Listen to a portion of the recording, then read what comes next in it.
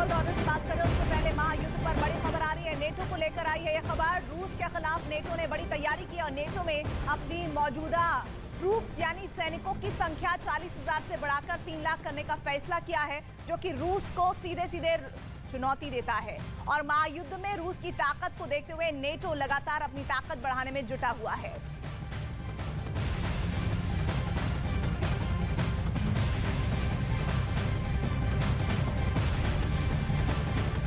इस बीच new world order की बात कर लेते हैं। दरअसल पुतिन पूरे के पूरे यूक्रेन को कब्जे में लेना चाहते हैं और यही वजह है कि इस वक्त पूरा यूरोप उनका सबसे बड़ा दुश्मन बना हुआ है। लेकिन पुतिन का लड़ने का अपना अलग तरीका है। उन्होंने जो ठाना है उससे वो 1 इंच भी पीछे हटने को तैयार नहीं है। दुनिया के सबसे शक्तिशाली देश भी पुतिन को हराने के लिए एक साथ आ गए हैं, लेकिन नौबत ऐसी आ चुकी है कि पुतिन अब किसी भी कुर्बानी को देने में पीछे नहीं हटने वाले हैं। ये उन्होंने एक बड़ा फैसला लेकर साबित कर दिया है कि कैसे इंटरनेशनल बॉस बनने की तैयारी में पुतिन है। और इसी पर देखिए हमारी एक्सक्लूसिव रिपोर्ट।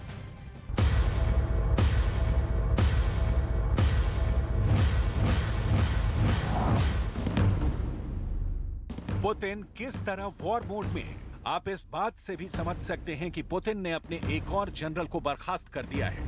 पुतिन के इस जनरल का नाम अलेक्जेंडर दार्निकोव है। नोट करने वाली बात यह है कि दार्निकोव पर डॉनबास को फतह करने का जिम्मा था और पूर्वी यूक्रेन में लगातार रूस की स्थिति मजबूत हो रही है। मारियुपोल पुतिन के नियंत्रण में है। ओदेसा रूसी मिसाइलों की दहशत में है। सेवेरोडोनेत्स्क पर रूसी आर्मी का कब्जा बस होने ही वाला है। इसके बावजूद भी पुतिन दार्निकोव से नाराज है। पुतिन ने जनरल अलेक्जेंडर दार्निकोव को डॉनबास पर कब्जा करने का टारगेट दिया था। पुतिन ने दार्निकोव को 10 जून तक टारगेट पूरा करने को कहा था, लेकिन दार्निकोव 10 जून तक पूरे डॉनबास रीजन को कंट्रोल नहीं कर पाए। इसलिए पुतिन ने दार्निकोव को बर्खास्त कर दिया है। दार्निकोव पुतिन के ऐसे खूंखार जनरल हैं जो सीरिया में अपनी क्रूरता और बेरहमी के लिए पूरी दुनिया में कुख्यात हैं। जब दार्निकोव को डॉनबास का जिम्मा दिया गया था तब कैसी इंटरनेशनल हेडलाइंस बनी, जरा देखिए। एक अंतर्राष्ट्रीय अखबार ने लिखा था, Putin calls in the butcher of Syria. Putin ने सीरिया के बुचर को बुलाया, यानी पुतिन का वो जनरल जो सीरिया के अंदर अपनी बेरहमी के लिए कुख्यात है। पुतिन को अपने इस जनरल पर बहुत भरोसा था। सीरिया और कजाकिस्तान की लड़ाई में दार्निकोव पुतिन के भरोसे पर खरे भी उतरे थे, लेकिन यूक्रेन में दार्निकोव भी पुतिन की उम्मीदों पर खरा नहीं उतर सके। कुल मिलाकर पुतिन पूरे यूरोप और एशिया में लगातार अपनी उपस्थिति को मजबूत करते जा रहे हैं। यूरोप का कोई भी लीडर सीधे रूस से टकराना नहीं चाहता है। एस्टोनिया की पीएम काया कैलास तो पहले ही इस बात के लिए फ्रांस के राष्ट्रपति पर निशाना साध चुकी हैं कि इमैनुअल मैक्रो बार-बार पुतिन को फोन क्यों करते हैं। मैक्रो सीधे रूस से टकराना नहीं चाहते हैं, ये बात साफ हो चुकी है। ब्रिटेन के प्रधानमंत्री बोरिस जॉनसन अपने देश की अंदरूनी कलह में ज्यादा उलझे हुए हैं। जर्मनी और इटली के शासनाध्यक्ष भी पुतिन पर कोई खास दबाव बनाने में विफल हुए हैं। अगर देखा जाए तो यूरोप में पुतिन का दबदबा साफ नजर आता है। ऐसे में एकमात्र काया कैलास ही है जो पुतिन को सीधा जवाब दे रही है।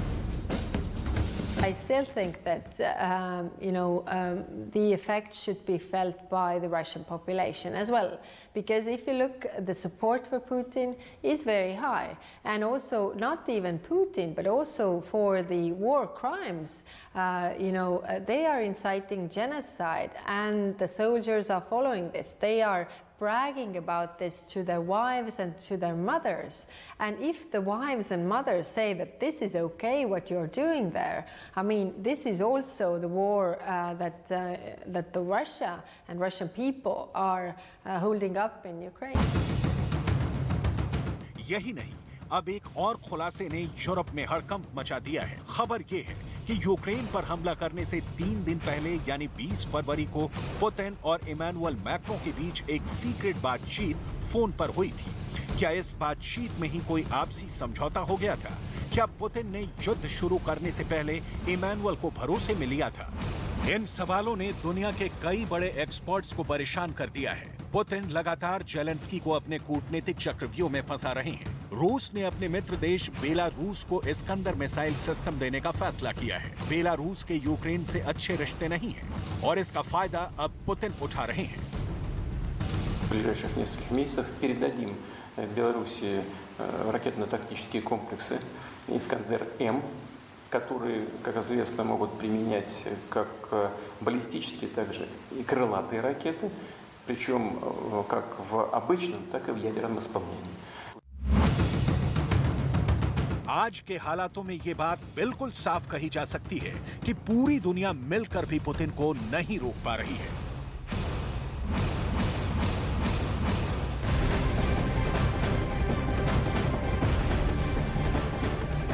इस वक्त की बड़ी खबर आ रही है, महायुद्ध से जुड़ी हुई। यूएन की सिक्योरिटी काउंसिल ने यूक्रेन के मॉल पर हमले को बेहद गंभीरता से लिया और इस हमले के बाद यूएनएससी ने अर्जेंट मीटिंग बुलाई और इस मीटिंग में यूक्रेन के मॉल पर हुए रूसी हमले की चर्चा की जाएगी।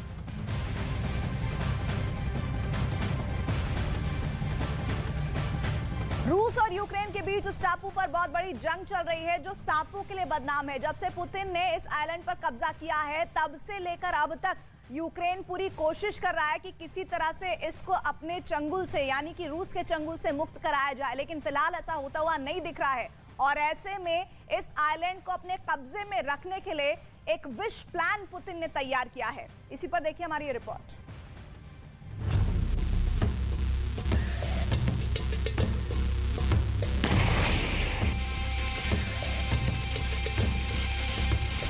ना आदमी का बसेरा है, ना जानवरों का डेरा है। जंगल है जहां दुनिया के सबसे विषधर सांप हवा में उड़कर शिकार करते हैं। चारों ओर से काला सागर के खारे पानी से घिरा हुआ रिहाइश के मुताबिक ही नाम है स्नेक आइलैंड। यूक्रेन के सबसे बड़े बंदरगाह ओडेसा से 80 किलोमीटर दूर। 2014 से रूस का हिस्सा बने क्राइमिया से 270 किलोमीटर दूर। स्नेक आइलैंड 18 हेक्टेयर में फैला है। यह आइलैंड उत्तर पश्चिमी काला सागर में है। बहुत छोटा सा है स्नेक आइलैंड, लेकिन इसकी पोजीशनिंग आप समझेंगे तो एहसास होगा कि पुतिन इस पर कब्जा बरकरार रखने और ज़ेलेंस्की इस पर आधिपत्य स्थापित करने के लिए कहां तक जा सकते हैं।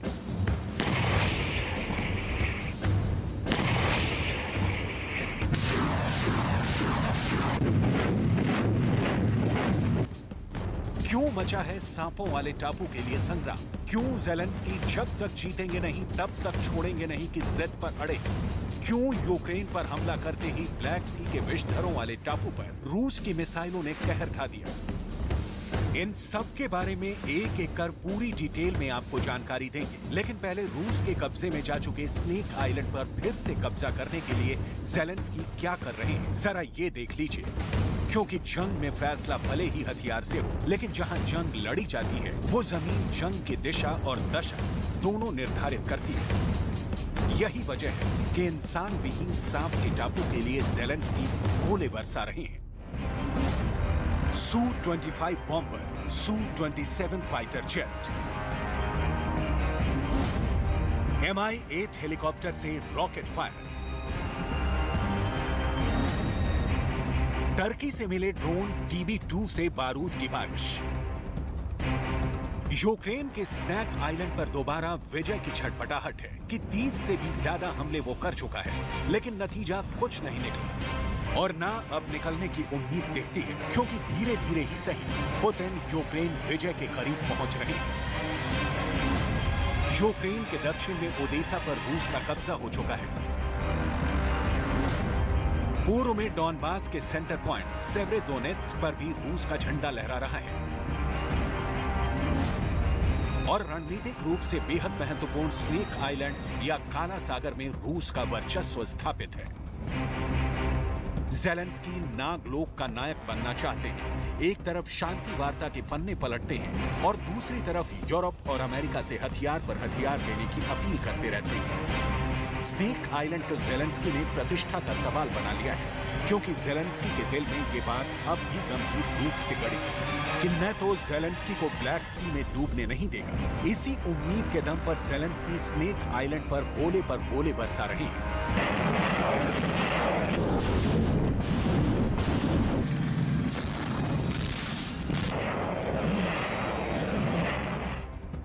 इतने दिनों के युद्ध में जब नेटो ने ज़ेलेंस्की का जितना चाहिए साथ नहीं दिया, तो स्नेक आइलैंड पर कब्जे में नेटो यूक्रेन का साथ क्यों देगा? इसकी 3 बड़ी वजह है। पहली, नेटो ये चाहता है कि ब्लैक सी में रूस की स्थिति कमजोर हो। दूसरी, स्नेक आइलैंड पर रूस के कब्जे का मतलब है रूस का एक और सैनिक अड्डा। और तीसरी लेकिन सबसे महत्वपूर्ण वजह है, ब्लैक सी में रूस के जहाजों पर रोक के कारण यूक्रेन में अनाज की सप्लाई बाहर नहीं हो पा रही है। आलम यह है कि यूक्रेन के अनाज के बंद सप्लाई से दुनिया में भुखमरी की नौबत आने की आशंका जताई जा रही है। संयुक्त राष्ट्र ने चेतावनी दी है कि दशकों में सबसे बड़े अकाल का खतरा पैदा हो गया है। एक रिपोर्ट के मुताबिक यूक्रेन के पोर्ट्स पर 4.5 मिलियन टन अनाज रखा हुआ है। यूक्रेन के अंदर के गोदामों में करीब 20 मिलियन टन अनाज पड़ा है। यूक्रेन दुनिया के सबसे बड़े गेहूं उत्पादक देशों में से एक है। यूरोप से लेकर अफ्रीका तक यूक्रेन का गेहूं और सूरजमुखी पहुंचता है। अफ्रीका के कई गरीब देश यूक्रेन के गेहूं पर ही निर्भर हैं। जाहिर है, सप्लाई ठप है तो पहले से दबा कई अफ्रीकी देश मुश्किल में फंस जाएंगे, जो नेटो देशों के सामने एक और बड़ी मुश्किल होगी। लिहाजा ज़ेलेंस्की को उम्मीद है कि ब्लैक सी में पुतिन से लड़ने की उन्हें ताकत जो बाइडेन और बोरिस जॉनसन से मिलती रहेगी। इसलिए स्नेक आइलैंड बारूद से पट गया है। नेटो क्यों स्नेक आइलैंड को लेकर यूक्रेन के साथ है, आपने जान लिया। तो अब समझने की कोशिश करते हैं कि स्नेक आइलैंड को लेकर पुतिन इतने सजग, सावधान और सचेत क्यों है। इसी ब्लैक सी में रूस के सबसे बड़े जंगी जहाजों में से एक मॉस्को को ज़ेलेंस्की ने डुबो दिया। इस तथ्य के बावजूद कि रूस ब्लैक सी का राजा है, मॉस्को का डूबना रूस की ताकत को डायरेक्ट चैलेंज था। रूस के लिए नेटो से दूरी जितनी जरूरी है, उससे कम जरूरी नहीं है काला सागर, क्योंकि काला सागर मतलब व्यापार, और जितना व्यापार उतना शक्तिशाली देश। लिहाजा रूस स्नेक आइलैंड पर लंबी दूरी का खतरनाक एयर डिफेंस सिस्टम तैनात करना चाहता है। स्नेक आइलैंड पर आधिपत्य मतलब ओडेसा से लेकर डॉनबास तक यूक्रेन के पूरे दक्षिणी तट पर कब्जा। स्नेक आइलैंड वो रास्ता है जिससे रूस ने पूरे यूक्रेन का व्यापार अपनी मुट्ठी में बंद कर लिया है। जाहिर छटपटाहट तो होगी। और रूस के स्नेक आइलैंड पर कब्जे से सिर्फ यूक्रेन ही परेशानी में नहीं है, बल्कि एक और देश रोमानिया भी परेशान है, क्योंकि स्नेक आइलैंड की दूरी रोमानिया के तट से सिर्फ 45 किलोमीटर है। रोमानिया नेटो का सदस्य देश है। रूस के लिए ये स्नेक आइलैंड कितना अहम हो जाता है, आप इसे समझ सकते हैं। इसलिए रूस ने न सिर्फ युद्ध के शुरुआती दिनों में ही स्नेक आइलैंड पर कब्जा जमा लिया, बल्कि स्नेक आइलैंड पर रूस ने अपना सैम सिस्टम यानी surface to air missile system भी तैनात कर दिया। टॉर मिसाइल सिस्टम को तैनात किया है। Pantsir short range air defence system को लगाया है। स्नेक आइलैंड की किस्मत का फैसला युद्ध के बाद ही होगा। पुतिन ही स्नेक आइलैंड के भाग्य विधाता होंगे, क्योंकि रूस यूक्रेन जंग अब यूक्रेन की राजधानी कीव पर अटक गई है। कीव का किला गिरा और यूक्रेन फतह। ऐसे में ज़ेलेंस्की नेटो देशों की ताकत का इस्तेमाल कर भी स्नेक आइलैंड को नहीं बचा सकते। लेकिन ज़ेलेंस्की की वॉर स्ट्रेटजी पर शक की गुंजाइश करने वालों को यूक्रेन के सैनिकों ने करारा जवाब दिया है। ज़ेलेंस्की जंग में भले ही मात खा रही, जज्बा बरकरार है। От вже в понеділок братимуть участь в саміті Групи Семи. На тижні відбудеться і саміт НАТО. 45 ракет за половину доби, і якраз напередодні таких зустрічей. Все зрозуміло, ще одне підтвердження саме нашої позиції. Це підтвердження, що санкційних пакетів проти Росії недостатньо. Збройної допомоги для України треба більше. І що системи протиповітряної оборони, сучасні системи, які є у наших партнерів, мають бути не на полігонах або на зберіганні, а в Україні, де вони зараз і потрібні. Потрібні більше, ніж будь-якому іншому. स्नेक आइलैंड की जंग मिसाइलों की जंग है और रूस इस मामले में पूरी दुनिया में अव्वल है। रूस यहां अगर स्नेक आइलैंड पर युद्ध के बाद भी बैठा रहता है तो काला सागर उसकी पकड़ में रहेगा और काला सागर में छिपा है गैस और तेल का खजाना। दुनिया के इस सबसे छोटे समंदर में अब तक रूस की ही दादागिरी चलती है। काला सागर से 6 देशों की सीमा लगती है: जॉर्जिया, रूस, तुर्की, बुल्गारिया और रोमानिया। इन 6 देशों में से 4 नेटो की सदस्य हैं और 5वां यूक्रेन नेटो की सदस्यता के लिए अप्लाई कर चुका है। रूस के साथ तुर्की भी चाहता है कि काला सागर में छिपी माइंस हटा ली जाए ताकि यूक्रेन की बंदरगाहों से अनाज की सप्लाई हो सके, लेकिन ज़ेलेंस्की ऐसा नहीं चाहते। बावजूद इसके तुर्की यूक्रेन के साथ खड़ा है क्योंकि तुर्की नेटो का सदस्य देश है। नेटो को काउंटर करने के लिए काला सागर में रूस का सेवेस्तोपोल बंदरगाह है जो रूस का बहुत महत्वपूर्ण मिलिट्री अड्डा है। काला सागर का स्नेक आइलैंड ऐसे में रूस के लिए हर तरह से महत्वपूर्ण ठिकाना बन गया है और रूस की सेना इसे जान देकर भी बचाए रखना चाहेगी। और इधर गुजरात एटीएस के शिकंजे में आ चुकी कथित सामाजिक कार्यकर्ता तीस्ता सेतलवाड़ की मुश्किलें बढ़ती जा रही हैं। अब उनके पूर्व सहयोगी ने आरोप लगाए हैं कि उन्होंने गुजरात दंगा पीड़ितों के नाम पर इकट्ठा किए गए पैसों को न सिर्फ अपनी ऐश के